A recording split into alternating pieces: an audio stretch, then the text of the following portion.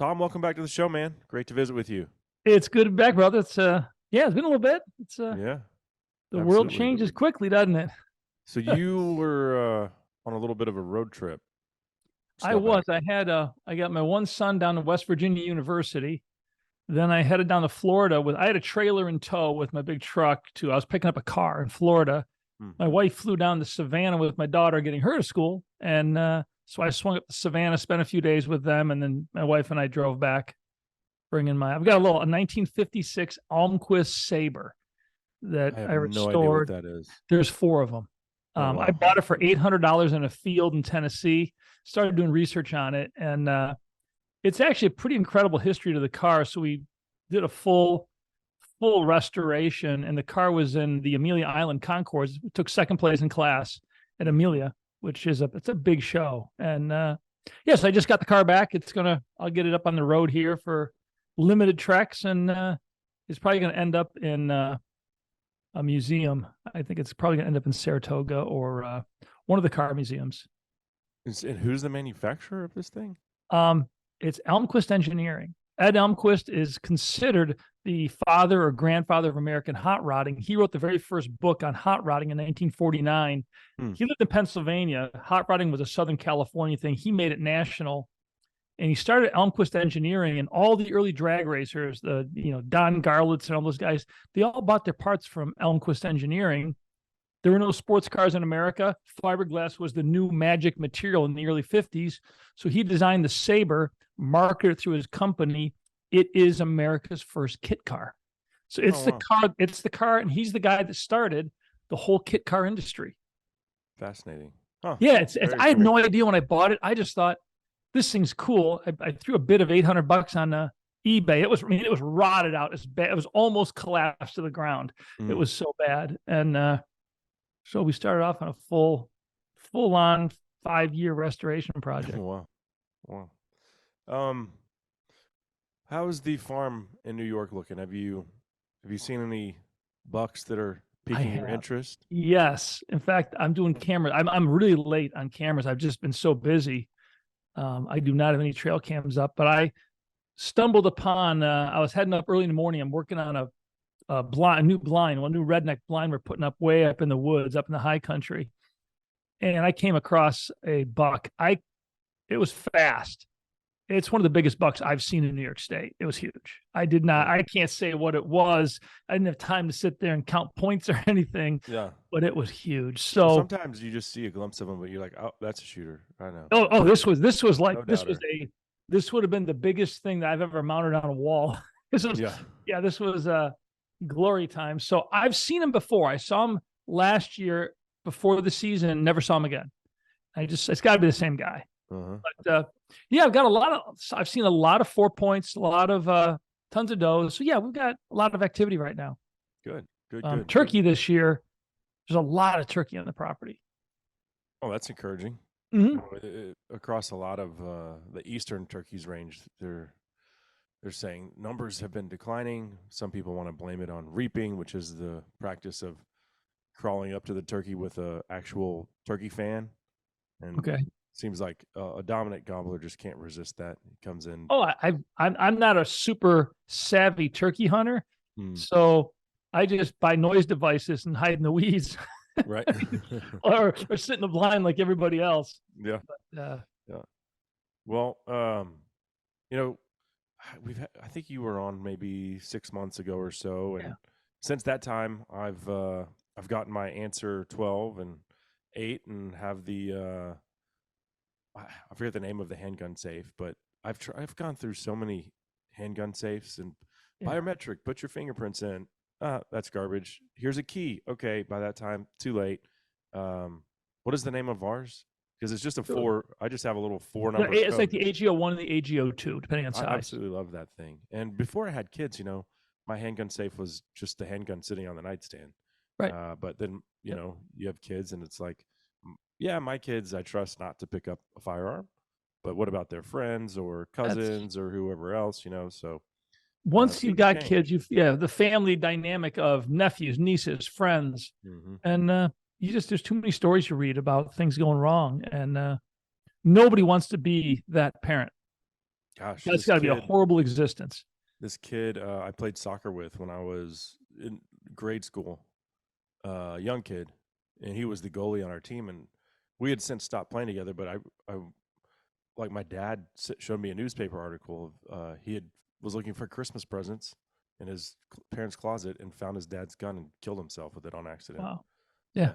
That was it very happens, real as a it happens that quick. And whenever you see these tragedies, you can trace back, and there's always links in that chain that could easily have been broken. And it is a chain of events. And if you're going to own a handgun, I'm not sure we should never put a handgun in a closet, simply because you're not going to train with it. Right.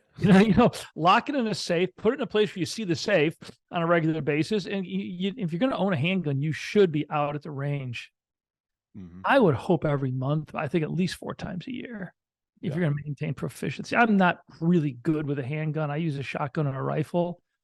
I don't shoot enough for myself, I don't shoot enough to consider a handgun for home defense.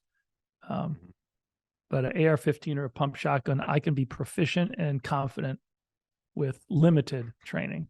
And what's more intimidating to an intruder than that racking of the shotgun? Yeah. Right.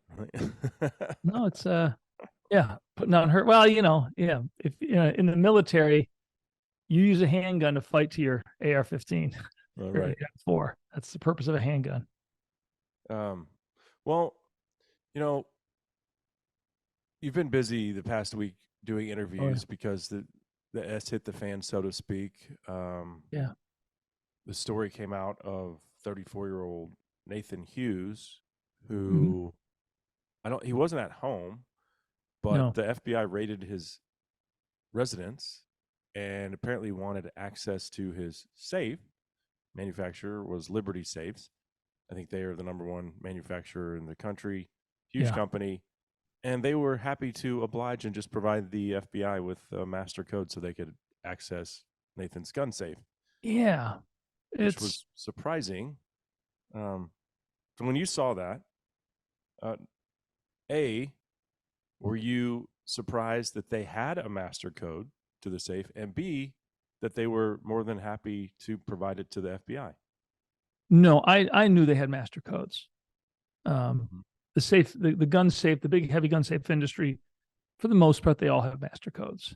There's a reason they have master codes, but that they gave it over.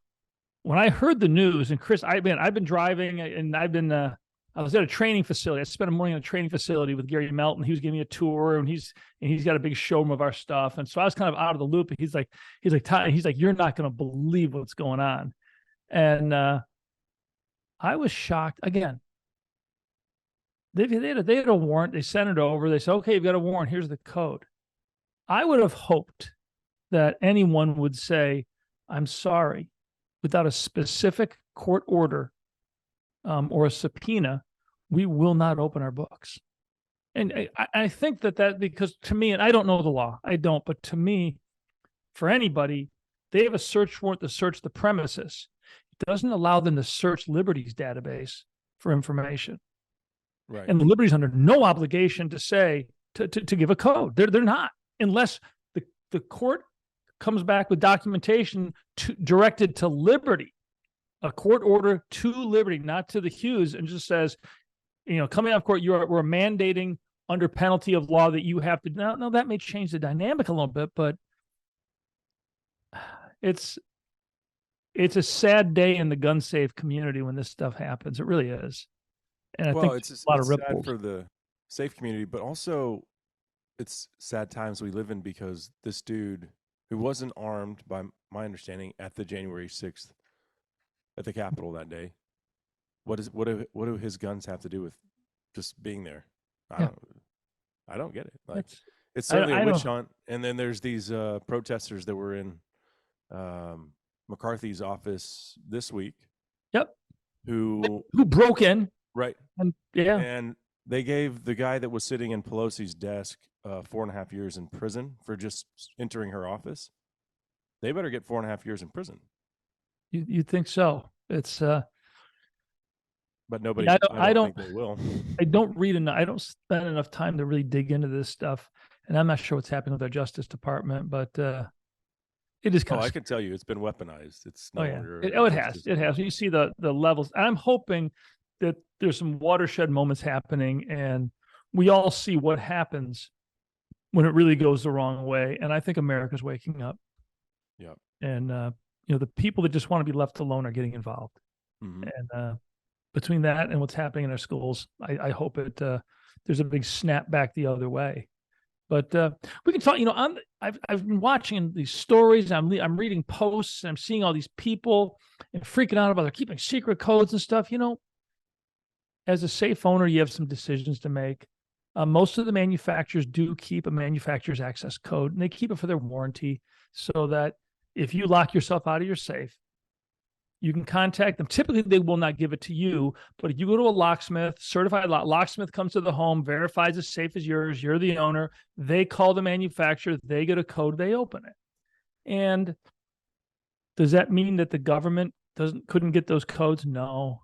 Are they likely to? I don't know. My fear is that in a crazy situation, Justice Department subpoenas one of the big safe manufacturers for their records, and now they have a list of every safe owner with the size of the safe and the combination.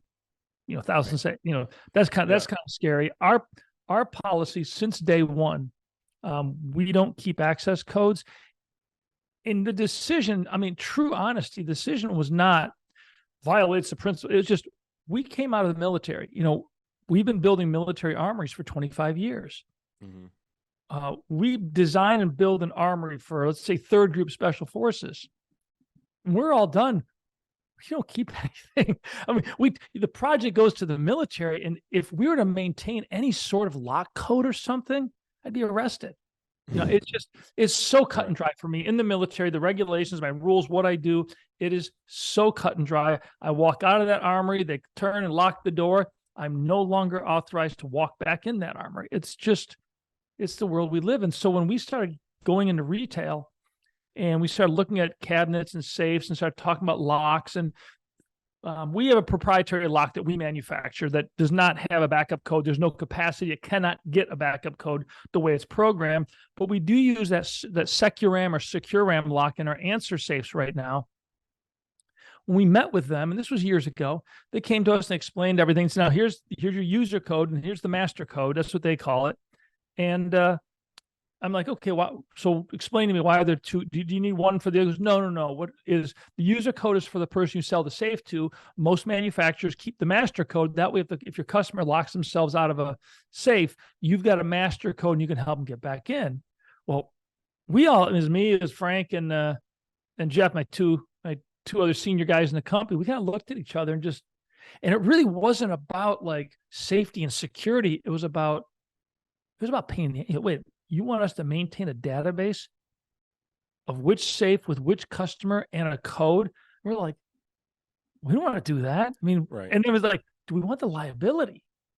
They're like, no. So we just, from the very get-go, it never occurred to us really that you could do it another way. And what we do, like with our SecuRAM locks, when you buy an answer cabinet from us, you receive the cabinet, you receive the paperwork, and you receive the documentation with the 2 access codes explaining this is your user code and this is a master code. And what I always tell people to do is the user code is what you program and use on a daily basis to open your safe. Reprogram the master code, and then this is on you, because if you lose both, you are going to be destroying the door of the safe to get it open. Yeah. So take the master code, create a contact on your phone that just could be a cartoon character, something, and put it in the notes, and then commit it to a piece of paper. If you've got a safety deposit box, a place where you keep like life insurance policies and things, it's kind of keep a copy there, and then put a copy in an envelope and just put it in the back of your freezer. Nobody's going to find it. Well, not until they hear this interview.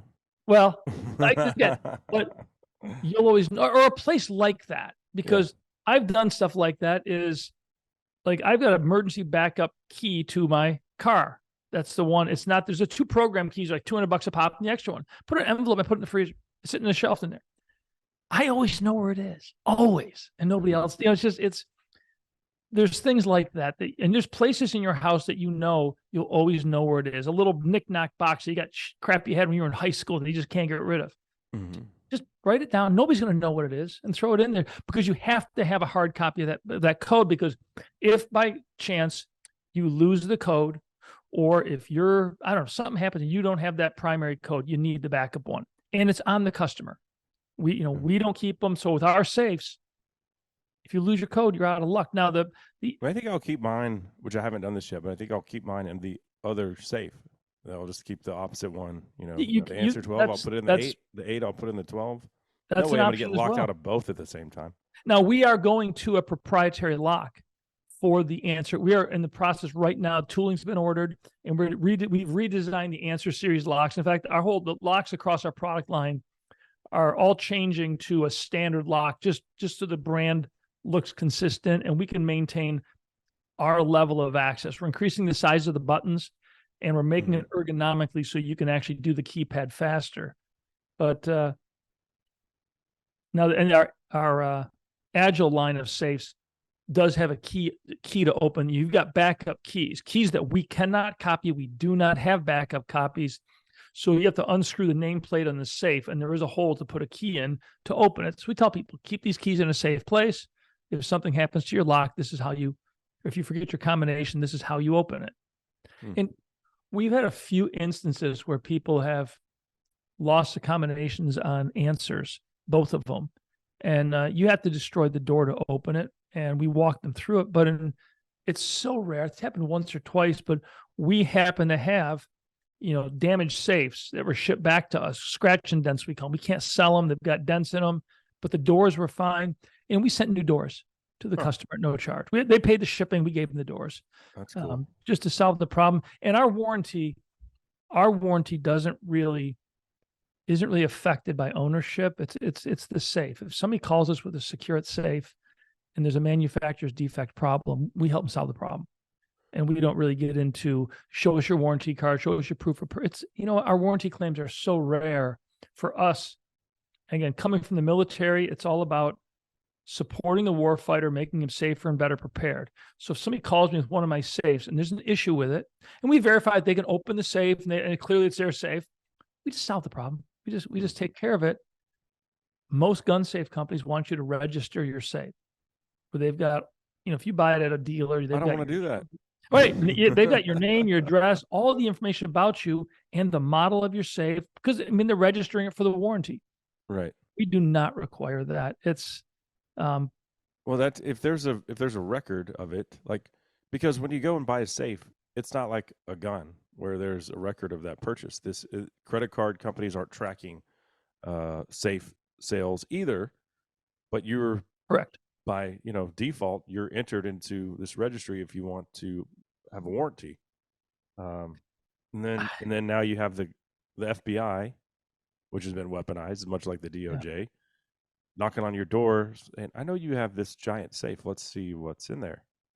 It's you wonder, and for us, there's certain cornerstones of security and safety, and for us, discretion, secret. All of our safes are small and thinner, so you can put them in discrete locations. Mine's you can see mine in the closet right there. So you close the door, nobody sees it. And anonymity is another one.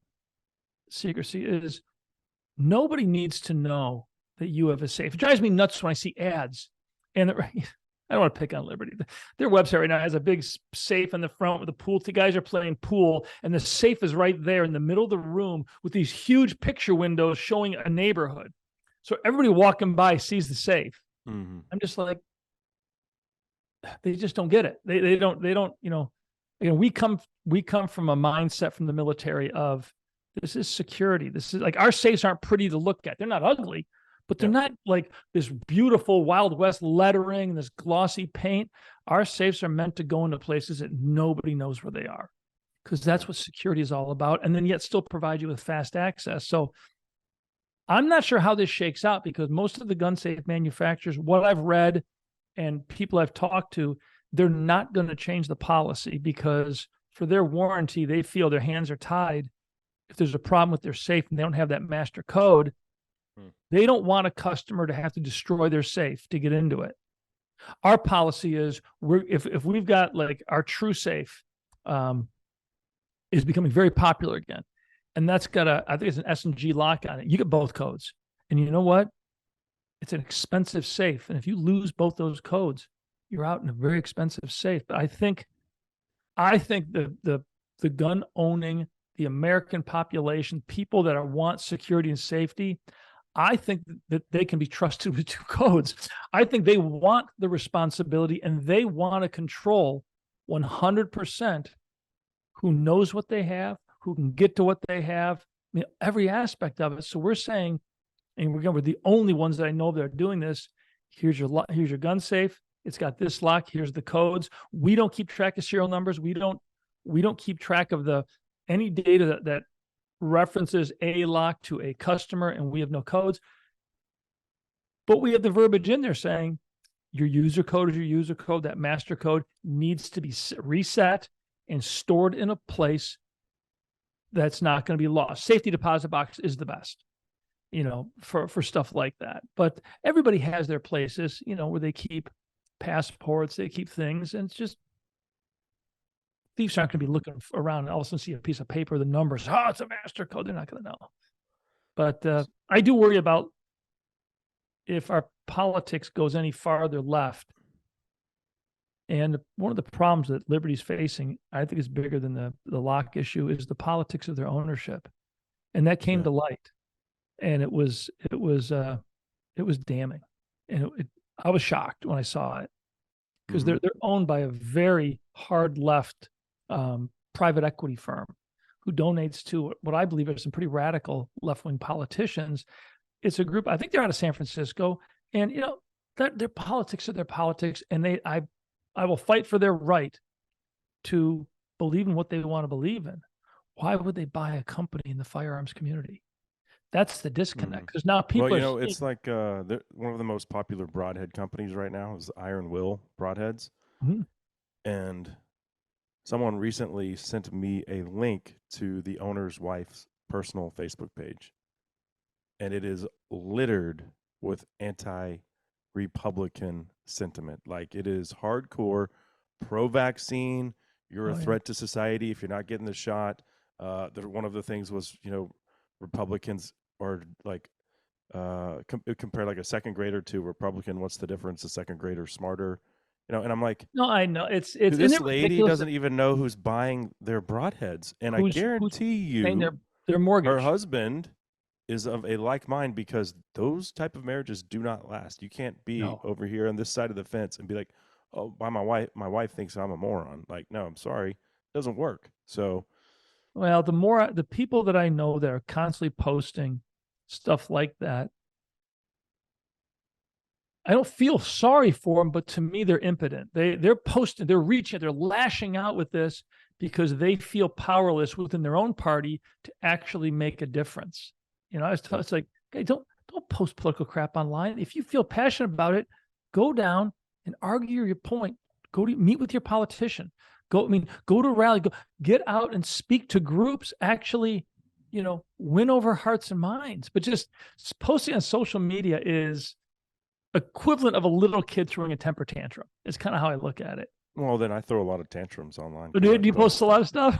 Oh, yeah. Well, but it's all pro 2A stuff. It's relevant to my line of work. So again, I'm not talking. There's information. There's things going on. I'm talking about. In my opinion, she's attacking her customer base. Like, it's the ones that are attacking and saying they're stupid because, not I support this because. That's a very different. I've got family members that are distant, but they've got the Trump delusion syndrome, and they're smart people and they're irrational. And I love having conversations with them because I just ask questions, and they usually get mad, but we have good conversations, but they can't get past that Pelosi accusations matter. I'm like, no, they really don't.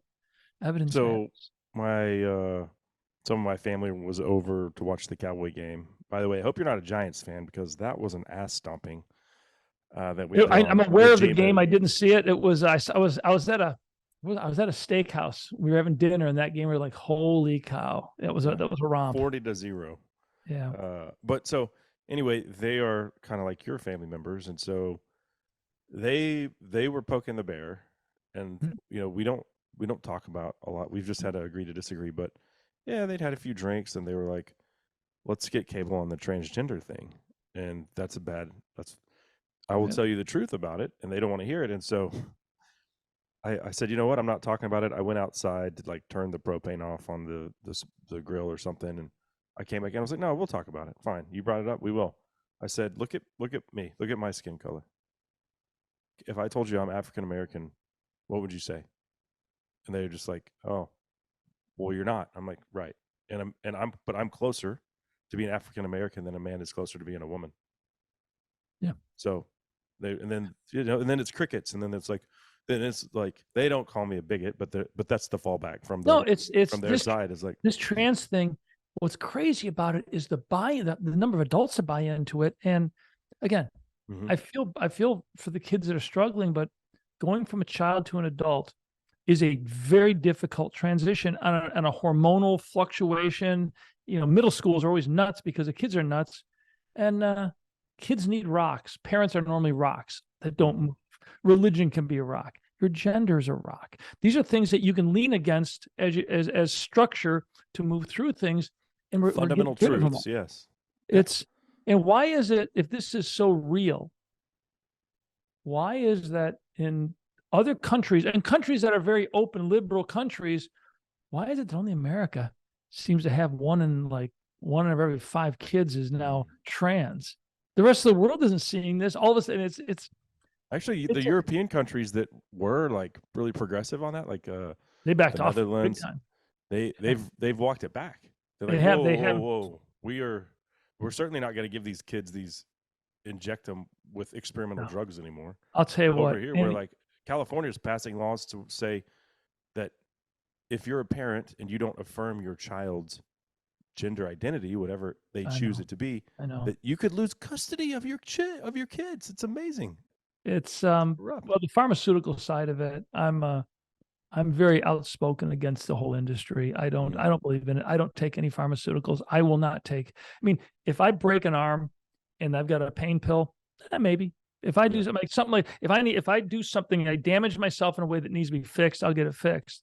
But I will take no medication. And when they say you got to take this for the rest of your life, the human body doesn't go off the rails. Our diet drives us off the rails, and my blood work is good. I have a very strict diet, and I will never take a prescription drug. I would rather die at 74 than live to 84 taking a box of pills. How can you trust them? That's the thing. I don't. Yeah, and it's all about who's lining whose pockets. So, it's all about money. It's I saw this thing. So Djokovic won the U.S. Open, who famously wasn't allowed to participate at the U.S. Open 2 years ago because he wouldn't take the vaccine. Yep. And then the ESPN clip was sponsored by Moderna, and it said Moderna's shot of the day, and it was him smashing like a forehand winner, and it was so ironic because the shot of the day was sponsored by a company and that he abhorred and was completely at odds with. So that was well. If they try to come back with this mask mandates, I think the pushback will be harsh. I don't think they can do it. I think there's too many people. There's too many people that have seen the light. That are again pharmaceuticals spend money advertising on television. Their amount they spend on print and TV ads is more than all other advertisers combined. You will never see a negative article or a negative news story on a pharmaceutical. But they're also the most heavily financed industry in the world. And Rogan has a lot of great speakers, a lot of great researchers and scientists that have great information on the ins and outs of that industry. And it's driving America to bankruptcy right now. RFK Jr. was on, and while he is not he's not like a pharmaceutical engineer, he has spent a lot of his career suing those companies. I thought, which is why I don't think the Democrats are afraid of him. He was. I actually listened to that podcast twice, which, I mean, Rogan, that's a 3-hour podcast. I was driving and I listened to it. 2 days later, I started up again, driving to work every day, listening to it. It floored me how accurate, but he backed it up with data. He would make statements and he'd go into the data, and it really changed my view of a lot of things. And it made a lot of sense. And politically, I don't think I'd vote for him. No, but me neither. But I support what he's doing. But from that side of the fence, he's the least egregious. And oh yeah, absolutely. No, you could argue that 30 years ago he's a libertarian. You could argue that. I mean, there's JFK. I mean, Kennedy as a president by today's standards is a Republican. Yeah, when you look at his actual stance. But going back to what's going on in the gun safe industry, it's How do you think the backlash is going to affect their business? I think the politics around Liberty's ownership has longer legs than the access codes. People want to buy safes, and they all keep access codes, and people are finding that out. So they either get used to the fact that a safe company has an access code. They buy my safe. It doesn't mean, again, I'm not saying my safe is right for everybody. I don't know. We make fast access modular safes. They're not huge. They're smaller. If you got a lot of guns, you buy 2 or 3. But it's, we're honest about capacity. My 6-gun safe holds 6 guns, and they can be 6 guns with big scopes. It'll properly hold 6 guns. My 10-gun holds 10. My 12 holds 12. But I don't make a safe that's 36 inches by 59 inches by 18 inches that holds 45 guns, because it's impossible. And the other piece for us is, and we get lit up on this, is I do manufacture some things in China, and it's out of necessity right now. And, I'm trying to get ahead of this with people so they understand it's not cheaper to make in China. It's certainly not easier right now. I got huge tariffs. The shipping is very expensive now, and it's a real pain in the neck, but we send out requests. I've got a girl that works for me. Big part of her job is sourcing and finding me sources for products that we make in China to get them out of China. We send out for our Agile cabinet. We've done this multiple times a year. We gather all the data we can on metal manufacturing. We send out requests, and they all come back.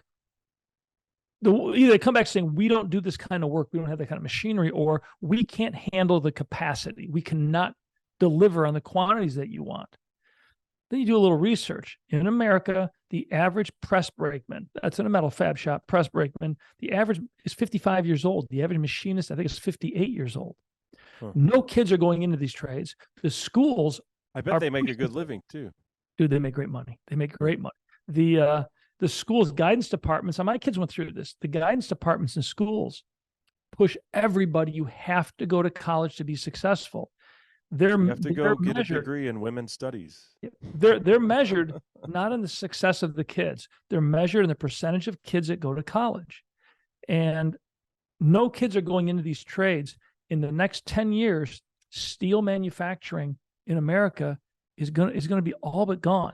There's no workers that can do this work. It's not, we may be already too late, in that the apprenticeships, the jobs, you're in those jobs for years as you build up to doing this and being really good at it.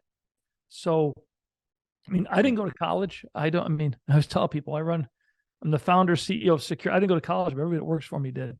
It's, you don't need to. My kids are in college because they wanted to go and they had a reason and they're focused on something. I said, that's fine. But if you're unsure, don't. I look at electrical work. I look at contracting. If I was a kid now, UPS drivers just got what they're getting paid. Like came out last week. They're like at $160 an hour or something like that. They're making money. I'd go into contracting, building houses. I like to make stuff. I spend a lot of time in my shop. I spend a lot of time building cars, just making stuff. I'd love to. Building houses would be cool. Do an apprenticeship, work for 5 years, start your own business. It'd be a great way to go. But again, going back to the China piece is, I've got no issue with the workers in China. They work hard. They're paid well. But contrary to a lot of people think, there's more self-made millionaires in Shanghai than any city in the world. There's more entrepreneurial drive in China than there is in America. I travel there all the time. Their tax policy is actually better for entrepreneurs in China than it is here. But the government of China, I absolutely disagree with. So we've moved a lot of our production out of China to Vietnam, which is far more American friendly. It's a far better American ally country. And then we just recently, we've got all of our accessories now are coming back to the United States, and we will have full production of accessories in the U.S. By the end of this year. You just can't throw a switch. There's a lot of tooling that manufacturers. There's a lot of stuff we have to do to get the production line, to get this in production. But our footprint in China is getting smaller and smaller and smaller. But if anybody out there really is passionate about it, and they know of metal manufacturers that can do high volume work, let me know. Now our True Safe, which is really, we're doing a big relaunch with the True Safe, is 100% made in America, and it's a bomb. It's a beast. And that is a true, we designed it following the original patent for the fireproof safe by Silas Herring in 1865, much more modern version. It's a double-walled steel safe filled with cement. It's a cement composite. And the fire testing on it, we tested it, and it went 2 hours and 20 minutes. And,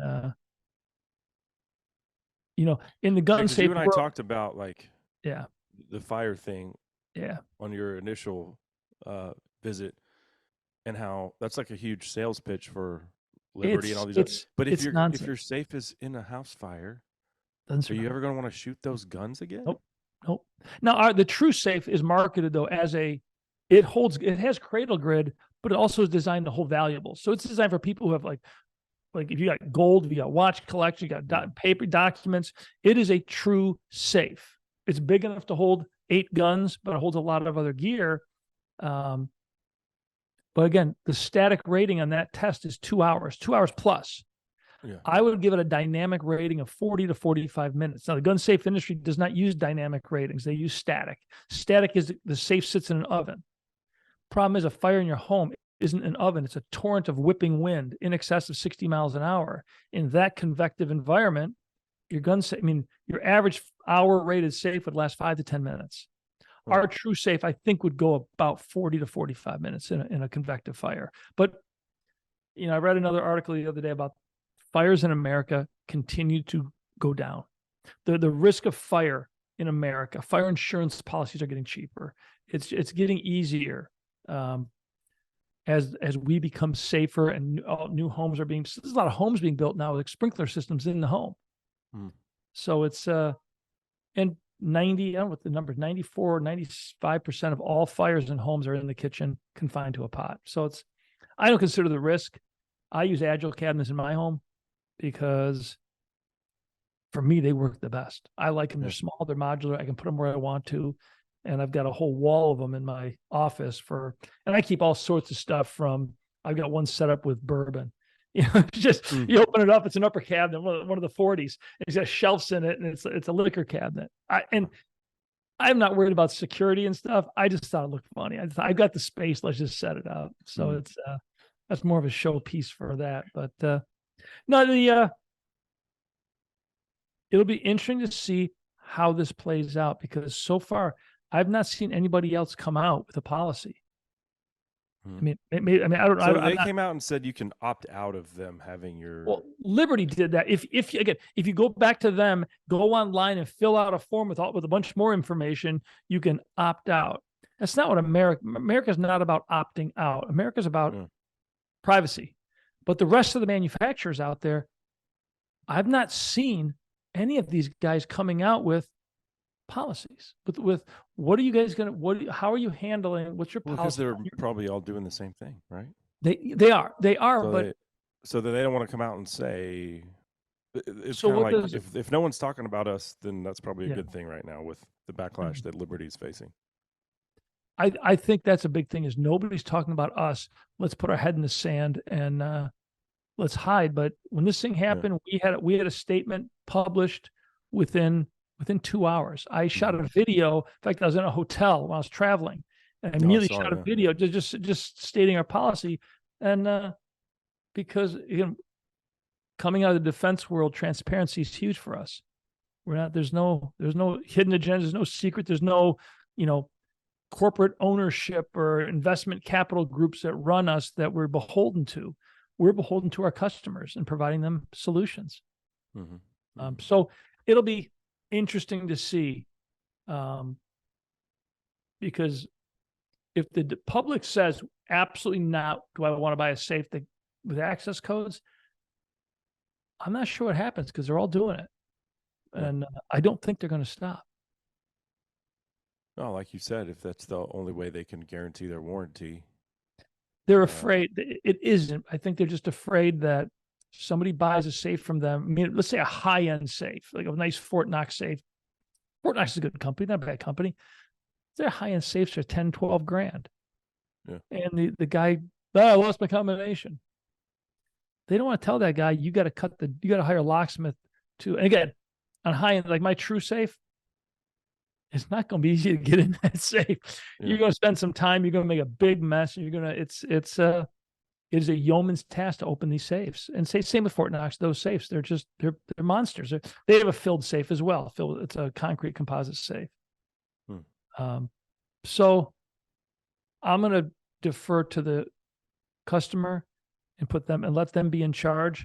And if the customer decides to lose both access codes and not take his storage seriously, I feel sorry for him, but it's on him, because the other 2,000 people, nobody knows they have a safe. Nobody knows the combination but them. And to me, that's more value. Oh, that's how it should be. I think so, but it's not. So, the message can't be a safe is a safe until someone asks for your combination. Like, it's not a safe at all. Like, no, when is a safe not a safe? Well, I don't know. We're doing our job. We're doing what we do, and not everybody wants what we do, but we're all about flexible, modular, fast access storage. If that's what you want, consider secure. You're not going. There's no games. There's no BS. And but the next 4 months will be interesting. It's possible that in come beginning of next year, this is all forgotten about. It's possible, because I've seen it happen before with things that everybody's so passionate about. Time goes by, and it's kind of like when the Mississippi River floods really bad, and all these houses in the low, I'll never build there again. Yeah, no building in these areas because it floods so much. 10, 20 years later, there's all these houses down there, and that 100-year storm comes again, and boom, same thing happens again. So, well, I don't know. The way I hope not. The government is trending right now, I don't know that people are going to be so quick to forget. We've seen what happened with Bud Light. I don't think they're going to recover, not to the point. No, I don't think so either. I am not saying the same thing's going to happen to Liberty, but I would be shocked if it didn't affect their bottom line. I'm sure that they're getting hammered. I feel bad for the dealers. They're good people. The workers, I've toured their facility. I've met with their senior team years ago, looking at doing a licensing agreement. The people that work at Liberty are good, hardworking Americans.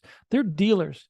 I have met a lot of their dealers. We at one point had our safes in some of their dealers, and they're all good guys, good girls. They're good women. Sure. They're just, and right now they've got a store that's empty. They've got a floor of inventory, and someone may be wondering, am I going to pay my mortgage in 2 months? I don't know.